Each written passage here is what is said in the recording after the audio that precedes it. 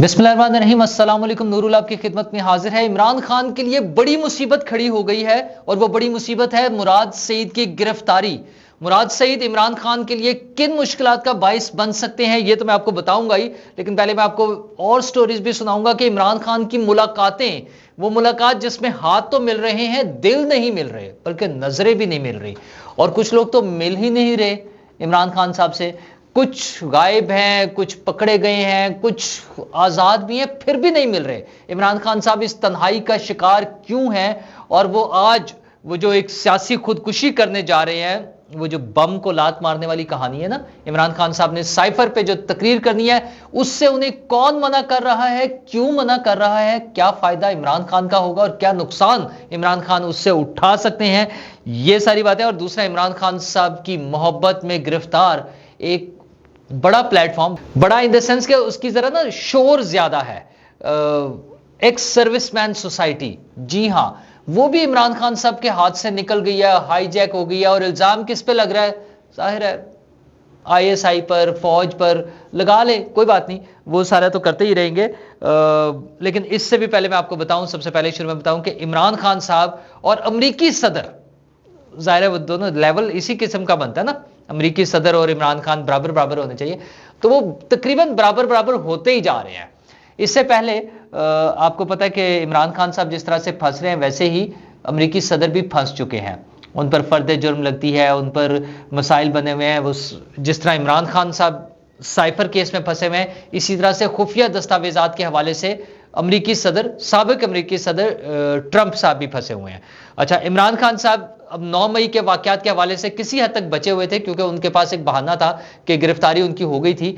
तो अभी ताज़ा तरीन ये हुआ कि अमरीकी साबिक सदर ट्रंप को भी वो 6 जनवरी वाले वाकयात जो थे, वहाँ पे जो हमला हुआ था, उस पर भी उन्हें शामिल तफ्तीश कर लिया गया है। और हमारे यहाँ भी वही कुछ हो रहा है कि इमरान खान साहब को 9 मई के वाकयात में शामिल तफ्तीश कर लिया गया है, बल्कि उनको तो वो नामजद मुल्जिम कर दिया गया है। वो मुकदमा तो काफ़ी सारे थे, उनमें पहले इमरान खान साहब खुद शामिल नहीं थे, उनका नाम नहीं था, लेकिन अब काफ़ी सारे मुकदमात में इमरान खान साहब को नामजद कर दिया गया है। अब वो उसमें नामजद मुल्जिम है 9 मई के वाकयात में। तो दोनों की ना सिमिलैरिटीज़ हैं। उन्होंने भी सोशल मीडिया के ज़रिए जिस तरह से पॉपुलैरिटी गेन की, वो और बात है कि अब उसके बाद उस पर शोर मचता है कि वहाँ पे बैरूनी मुदाखलत थी। उनकी जो सोशल मीडिया पॉपुलैरिटी थी, उस हवाले से, इलेक्शन को इन्फ्लुएंस करने के हवाले से, वो उसने रशिया ने किया था, रूस ने किया था, उन्होंने अमेरिका से बदला लेने के लिए अमेरिकी इमरान खान को, यानी ट्रंप को, वहाँ पर सदर बनवाया। तो आप सोचें कि अगर अमेरिका से बदला लेने के लिए कोई मुल्क ट्रंप को वहां पर हुकूमत दिलवा कर अमेरिका का बेड़ा गर्क करने की कोशिश कर सकता है, तो यकीन माने हमारे साथ भी यही हुआ है। हमारे यहाँ भी वो ताकतें अभी क्लियरली सामने नहीं आ रही हैं, लेकिन ये आ जाएंगी कि किन लोगों ने ये सारा प्लान बनाकर इमरान खान को हमारे ऊपर मुसल्लत किया था। अच्छा, अमेरिका में अभी जो लोकल वो जो फैसिलिटेटर्स थे इस साजिश के, वो सामने नहीं आ रहे हैं, लेकिन हमारे यहाँ तो बड़े क्लियर हैं। वो फैसिलिटेटर, वो बाजवा साहब थे, कमर बाजवा साहब थे, वो फैज़ हमीद साहब थे, वो साकिब निसार साहब थे, और उससे पहले वाले ज़हीरुल इस्लाम अब्बासी जो थे, DGISI पुराने जो थे, राहिल शरीफ, शुक्रिया राहिल शरीफ, जो हमारे साबिक आर्मी चीफ रहे हैं बाजवा साहब से पहले। अच्छा, उनसे भी पहले बहुत सारे लोग। शुरू तो कहानी हमीद गुल, जनरल हमीद गुल साहब के नाम से शुरू होती है, उन्होंने बड़ा रोल प्ले किया। तो ये सारे फैसिलिटेटर्स हमारे सामने हैं। हाँ, जो बैरूनी इसके असल प्लेयर थे, जिन्होंने ये प्रोजेक्ट यहाँ पे लॉन्च किया, हमारे ऊपर मुसल्लत किया, ये पाकिस्तान का वो जो फैब्रिक का बेड़ा गर्क करने के लिए, तोड़ने के लिए, हमारा सोशल और पॉलिटिकल हर तरह से जो की कोशिश की है, वो भी सामने आ जाएंगे। ये जो सारी प्लानिंग हो रही होती है, ये जो हर रोज़ वीलॉग करते हैं, ये उन्हें जो फीड मिलती है कि किन टॉपिक्स को लेकर चलना है, किन इश्यूज़ को लेकर चलना है, कहाँ से बेवकूफ़ बनाना है, ये साइफर इवन देख लें किस तरह से उन्होंने खेला और पूरी दुनिया को बेवकूफ़ बनाया। पूरी दुनिया में, पाकिस्तान, बाकी दुनिया तो बेवकूफ़ उनके हाथों नहीं बन रही थी, सिर्फ वो जो उनके साथ खेलना चाह रहे थे। अगर जब कुछ चीज़ें, कड़ियाँ मिलती जा रही हैं, मतलब उसको, इसराइल को पाकिस्तान में इंसानी हकूक़ की खिलाफ वर्जी नजर आनी शुरू हो गई है। सुभान अल्लाह, मतलब कमाल देखें कुदरत का कि इसराइल को जो अपने मुल्क में फ़लस्तीनियों के साथ जो सलूक कर रहा है, जिसपे सारी दुनिया में शोर मचता है, उसे पाकिस्तान में इंसानी हकूक़ की खिलाफ वर्जियाँ नज़र आ रही हैं। उसे खुद अपने अफगानिस्तान उसमें नहीं नजर आता, फ़लस्तीन में नहीं नजर आता, उसे इंडिया में या हमारे साथ कश्मीर में जो कुछ हो रहा है वो नहीं कभी नजर आया। पाकिस्तान में इमरान खान साहब की मोहब्बत में, इमरान खान साहब की जो लॉबिंग फर्म्स हैं उनकी वजह से उन्हें वहां पे नजर आ रहा है। लेकिन इमरान खान साहब ये जो गैर मुल्की दोस्त जो हैं वो अब उनकी मदद को तो आ गए हैं, लेकिन उनके लोकल दोस्त गायब होते जा रहे हैं और भागते जा रहे हैं। अच्छा सॉरी, हाँ, जो मैंने शुरू में जिक्र किया था उसके हवाले से बड़ी खबर जो अभी मुसद्दका तो नहीं है, लेकिन उसमें जो आ रहा है कि मुराद सईद साहब गिरफ्तार हो गए हैं। और वो गिरफ्तार हुए हैं अफगान बॉर्डर से, वो वहां से भागने की कोशिश कर रहे थे, कोई बुरका शुरका उन्होंने पहना हुआ था।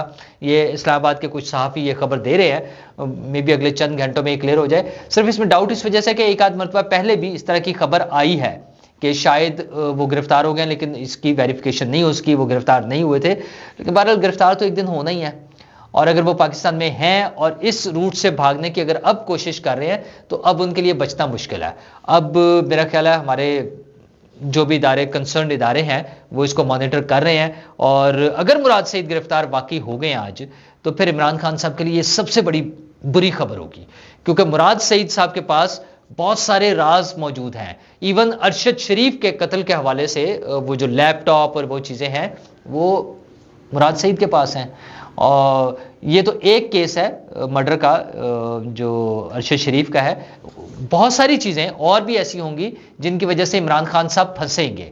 और वो मुराद सईद, खैर कुछ तो चीज़ें उनकी बहुत पर्सनल भी है ना, उनकी प्यार मोहब्बत के कहानियाँ किस्से वो भी मशहूर हैं, उनको छोड़ भी दें तो बहुत सारी चीज़ों में वो इन्वॉल्व रहे हैं। तो अगर मुराद सईद पकड़े गए हैं तो इमरान खान के लिए बचना फिर मुश्किल हो जाएगा।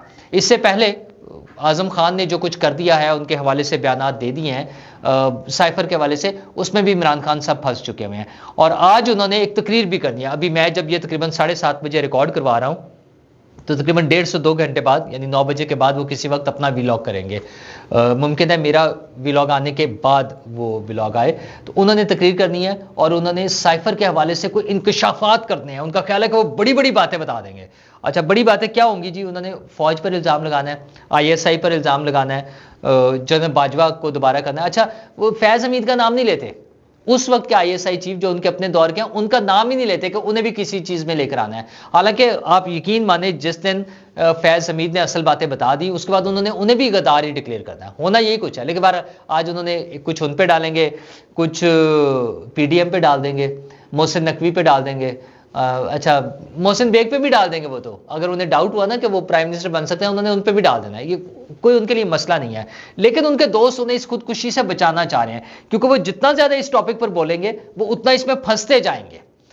तो उनके जो करीबी दोस्त हैं वो उनको बचाने की कोशिश कर रहे हैं। वही प्रोपेगेंडा वाले, लॉबिंग वाले मोहित पीरजादा बाहर बैठकर भी उन्हें मशवरा दे रहे हैं। उन्होंने बाकायदा एक ट्वीट किया हुआ है पूरा कि खान साहब एहतियात करें, बच जाएं, आप ट्रैप हो जाएंगे। अच्छा, और वो उसमें ट्रैप किससे करा रहे हैं? वो कह रहे हैं जी आप जिस तरह 9 मई के लिए ट्रैप हुए ना, इसी तरह इसमें भी ट्रैप हो जाएंगे।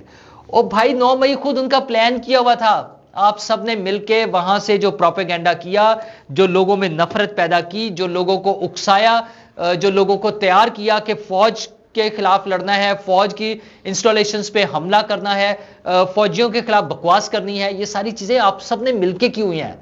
तो फिक्र ना करें, खान साहब कोई ट्रैप नहीं होती, इतने काके नहीं है वो। हाँ, आपको डर सिर्फ यह है कि जब वो बोलेंगे तो कुछ सच्ची बातें मुंह से निकल जाएंगी। और साइफर के हवाले से उनका पहले से बयानात मौजूद है। उन्होंने कहा फिर वो पता नहीं कहाँ चला गया, इधर उधर कहीं गायब हो गया। तो गायब नहीं हो गया, सरकारी दस्तावेजात को गायब करना, लेकर छुपा लेना या आगे किसी को दे देना, यह जुर्म है। सीक्रेट, ऑफिशियल सीक्रेट एक्ट की खिलाफवर्जी है, जिसमें ट्रंप भी फंसे हुए हैं। तो उसी में खान साहब फंसते जा रहे हैं। मोहित पीरजादा, डॉक्टर जो है मोहित पीरजादा, वो सिर्फ उन्हें बचाना इसलिए चाह रहे हैं कि किसी तरह असल बात सामने ना आ जाए। अच्छा, हो सकता है कहीं मोहित पीरजादा भी किसी ना किसी तरह कहानी में फिट होते होंगे। खैर, इमरान खान साहब की कहानी में तो वो आएंगे ही, जब वापस आ जाएंगे तब आ जाएंगे। बारी तो आनी है सबकी। वो हों, आदिल राजा हों, शाहीन सहबाई हों, वहाँ बैठकर ये जो नफरत के बीज बो रहे हैं वो पाकिस्तानियों के लिए, पाकिस्तान की फ़ौज के लिए, ये सारी चीज़ें उन्हें फेस करनी पड़नी है। ये म्यूज़िक अल्टीमेटली उन्हें फेस करना पड़ना है। खान साहब तो यहाँ कर रहे हैं ना।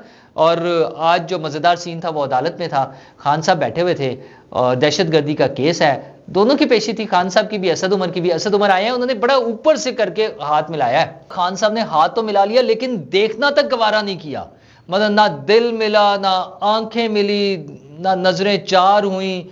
खान साहब को लगता है गिला है उनसे, शिकवे हैं उनसे।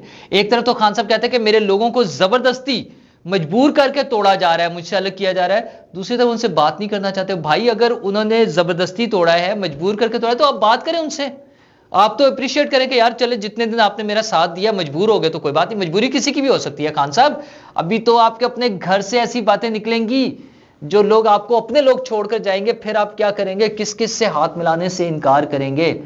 तो अच्छा, मिलने को उनसे कोई भी तैयार नहीं है। असद उमर ने तो फिर हाथ मिला लिया है। शाह महमूद कुरैशी साहब, चले वो तो गिरफ्तार भी नहीं ना, बाहर हैं, टोटल 2 दफा उनसे मिलने आए हैं, लेकिन चूंकि खान साहब उनकी बात नहीं सुनने को तैयार, उनके मशवरों पर अमल करने को तैयार नहीं है, तो वो भी खान साहब को लिफ्ट नहीं करा रहे, मिलते ही नहीं है इमरान खान साहब को। पीछे रह जाते हैं वो हमाद अजहर साहब। मुराद सईद साहब का भी चूंकि गायब थे इसलिए नहीं मिल रहे थे, वो तो मैंने अभी आपको बताया कि शायद वो गिरफ्तार हो गए हैं, तो उनकी तो खबर आज रात तक क्लियर आ जाएगी या सुबह तक आपके सामने उसकी डिटेल भी आ जाएंगी। लेकिन हमाद अजहर भी नहीं उनसे कोई मिल सकते, तो उनके साथ अब मिलने मिलाने वाला कोई भी नहीं है। वो सिर्फ वो हैं और बुशरा बीबी हैं, और फिर वो उन्होंने, वो जैसे बताती है ना फिरदौस आशिक अवान साहिबा, कि शायद हिप्नोटाइज किया हुआ है, कोई मोकलों का असर है, कोई अमलियात हैं, कोई हिसार बनाए हुए हैं जिनसे खान साहब निकल ही नहीं सकते, और फिर फट्टे और काली बाल्टियां और काली छतरियां और सूरज देवता से बचना और पता नहीं क्या क्या चीजें, मुर्गियां जलाना, बकरों की सिरियां बेड के नीचे, और ये सारी चीजें चल रही हैं। और खान साहब 15 महीने से जो कुछ हो रहा है आपके साथ, अप्रैल से लेकर अब तक चले यूं कह लें, तो देख लें आप क्या क्या भुगत रहे हैं आप। ये जादू टोनों से, इन चीजों से नहीं होना, अपनी हरकतें ठीक करने का टाइम था जो गुजर चुका हुआ है, अब नहीं होना। अच्छा, और एक तरफ तो साइफर वाले आजम खान ने मुसीबत डाली है, फवाद चौधरी भी जवाब ही दे गए हैं। वो इलेक्शन कमीशन में, तौहीन इलेक्शन कमीशन की जो उनके खिलाफ कार्रवाई जारी थी, उन्होंने साफ ही जवाब दिया कि जी वो तो खान साहब के कहने पे मैंने ये किया था। अगर से इलेक्शन कमीशन वाले मानने को तैयार नहीं, उनका नहीं, आप खुद बोल रहे थे, आपका बयान है और आप मेरे खिलाफ बात कर रहे थे, उस पर अगली डेट डल गई है, उस पर देखें। उन्होंने, फवाद चौधरी साहब ने भी माफीनामा दे दिया है, सारे माफिया मांगने पर उतरे हुए ऊपर से नीचे तक, सबने माफिया मांगनी है। देखना सिर्फ यह है कि किस किस की माफी कबूल होगी। कल इमरान खान साहब ने जज जेबा वाले केस में माफी मांगी है, आज फवाद चौधरी ने ना सिर्फ माफी मांगी है बल्कि उन्होंने इमरान खान पे डाल दिया। उन्होंने कहा मैं तो पार्टी का तर्जमान था, खान साहब के कहने पे जो कुछ करता था, यानी जो मैं बकवास कर रहा था या जो आपके खिलाफ बातें कर रहा था, जो गालियां निकाल रहा था, वो इमरान खान साहब के कहने पे कर रहा था। तो खान साहब ये वाला तो छोटा सा केस है, अभी बड़े बड़े केस आने हैं जिसमें लोगों ने बताना है कि ये हमने इमरान खान साहब के कहने पे किया था, वो तोशा खाना होगा, वो फॉरेन फंडिंग होगी, वो जो जो चीजें आनी हैं, सारे केसेस खान साहब आप ही को भुगतने पड़ने हैं। तो इलेक्शन से पहले पहले बहुत कुछ हो चुका होगा। इमरान खान साहब कहाँ होंगे, किस जेल में होंगे, कितनी सजाएं हो चुकी होंगी, कितनी नाअहली हो चुकी होगी, ये सारी बातें तो हमारे सामने आएंगी। लेकिन इलेक्शन होगा कब, इलेक्शन की तारीख इलेक्शन कमीशन ने भी आज बात की है, पॉलिटिकल पार्टीज भी बात कर रही हैं। मेरा मौक़िफ़ ये था कि इस साल में इलेक्शन मुश्किल है, तो इलेक्शन कब होंगे, मियाँ साहब कब आएंगे, उनका प्रोग्राम क्यों डिले हो रहा है, बाकी पार्टीज का क्या स्ट्रेटजी है, कौन कौन सी पार्टीज मिलकर इलेक्शन लड़ेंगी, वो जो है हमारा मर्दमशुमारी का इसमें क्या रोल होगा, और मर्दमशुमारी पुराने वाली ही चल जाएगी या नई के लिए झगड़ा होगा, ये सारी बातें मैं आपसे अगले व्लॉग में डिस्कस करूंगा। अभी तो खान साहब की मुश्किलात देख के लग रहा है कि कम से कम पीटीआई और इमरान खान साहब एक्टिवली इन्वॉल्व नहीं होंगे इलेक्शन में। ना सिर्फ खान साहब तो आउट होंगे बिल्कुल, पीटीआई भी शायद एक्टिवली इन्वॉल्व ना हो सके। हाँ, उस दौरान में नई पार्टियां आ जाएंगी और हमें उम्मीद करनी चाहिए कि चीज़ें खुश उसलूबी से और बेहतर तरीके से चलें। फ्री एंड फेयर इलेक्शन होना चाहिए, ये हर इंसान की रिक्वायरमेंट है। और उसके साथ साथ जो मेरी दरख्वास्त होती है या मेरी दुआ होती है या जो मेरी डिमांड होती है हमेशा सियासतदानों से, कि वो काम करें जो हमारी भलाई के लिए हो। ये हर शख्स पे जो 50 रुपये का आपने बिल में इजाफा कर दिया है टेलीविज़न देखने का और रेडियो सुनने का, कोई नहीं सुन रहा आपका टेलीविज़न, पीटीवी और रेडियो कोई नहीं सुन रहा है। आप सब लोगों से ज़बरदस्ती बिल ना लें। और बहुत से लोगों को शायद फ़र्क नहीं पड़ता 50 रुपये का, लेकिन बहुत से लोग ऐसे भी हैं बेचारे जिनके लिए 50 रुपये मैटर करते हैं। और वो जुल्म ना करें, या कम से कम वो स्लैब ही बना दें यार कि कम बिल वाले जो हैं, जो गरीब लोग हैं, जो कम इनकम वाले लोग हैं, उन पर तो इस तरह का फजूल बोझ ना डालें, चाहे 50 रुपये का है। आप ये जो बड़े बड़े इंडस्ट्रियलिस्ट हैं और बड़े जिनके हज़ारों यूनिट्स में बिल आते हैं, 2-2, 4-4, 5-5 हज़ार बिल आते हैं, उनसे आप ज़्यादा पैसे ले लें, उनको कुछ और कर लें। तो लेकिन ये गरीब लोगों को छोड़ दें, ये 50-50 रुपये। बहुत से लोगों को, आप सुनने वालों को अल्लाह ताला आपको मजीद अपनी नेमतों से नवाजे। आप में से बहुत से लोगों को लगेगा कि 50 रुपये की कोई वैल्यू नहीं है, लेकिन यकीन माने बहुत से लोग हैं जिनके लिए 50 रुपये की वैल्यू है। 50 रुपये में 2 रोटियां आ जाती हैं। 50 रुपये में शायद उनके लिए कोई सब्जी या कोई ऐसी चीज़ भी वो थोड़ा बहुत कुछ ले लेते हो जो उनकी ज़िंदगी में अहमियत रखता है। 50 रुपये में उनके लिए ट्रैवल करने के लिए बस वैन का किराए में उनके लिए अहमियत रखता है। हुकूमत को भी सोचना चाहिए कि सिर्फ लोगों पर बोझ नहीं डालना, लोगों की सहूलत के लिए, उनकी आसानियों के लिए भी देखना होता है। शुक्रिया।